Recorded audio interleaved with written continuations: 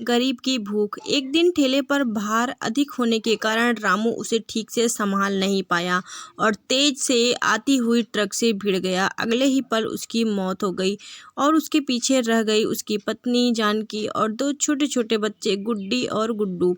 एक तरफ रामू का अंतिम संस्कार किया जा रहा था और दूसरी तरफ उसके बच्चे बिलख रहे थे। नहीं, इसलिए नहीं कि पापा मर गए थे, वे तो भूख से बिलख रहे थे। उन्होंने कई दिनों से पेट भर भोजन नहीं किया था, बिल्कुल भी खाना नहीं खाया था और आज तो उनके मुंह में एक निवाला भी नहीं गया था। सो भूख से वो रोए जा रहे थे, माँ माँ कुछ खाने को दो। बार बार बच्चे अपनी माँ से यही रट लगाए हुए थे कि माँ कुछ खाने को दो।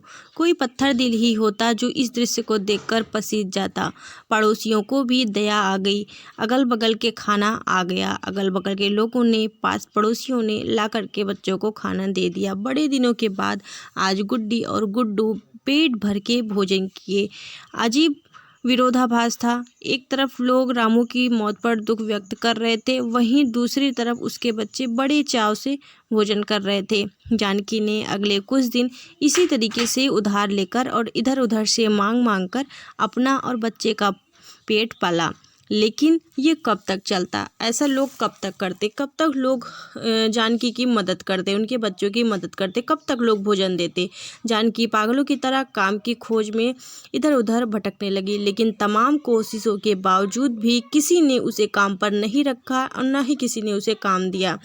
जब थक हारकर वह घर लौटी तो बच्चे उम्मीद से उसकी तरफ देखने लगे। गुड्डू तुतलाती आवाज में बोली, क्या लाई हो माँ, जल्दी से खिला दो। बल्कि भूख बहुत ही ज़्यादा लगी हुई थी। माँ रो पड़ी और बच्चे समझ गए कि माँ के पास कुछ भी नहीं है। एक पल के लिए अजीब सा सन्नाटा पसर गया। फिर गुड्डी बोली, माँ ये गुड्डू कब मरेगा? तो माँ बोलती है, पागल हो गई है, ऐसा क्यों बोल रही है? माँ ने डांटते हुए बोला, माँ जब पापा मरे थे तो उस दिन तो हम लोगों ने पेट भर के भोजन खाया था, हम लोगों को पेट भर करके भोजन दिया गया था, हमने बहुत खाना खाया था। गुड्डू मरेगा तो फिर खाना खाएंगे ना। गुड्डू की बातों को सुनकर माँ की आंखें फटी की फटी रह गई। उसके पास गुड्डी की बातों का कोई भी जवाब नहीं था।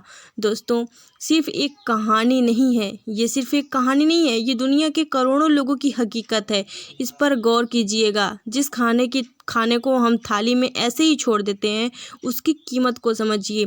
बचपन से हमें अन्न का आदर करना सिखाया जाता है, लेकिन चूँकि हमने कभी असल भूख नहीं देखी होती, इसलिए हम उसका आदर करना नहीं सीखते।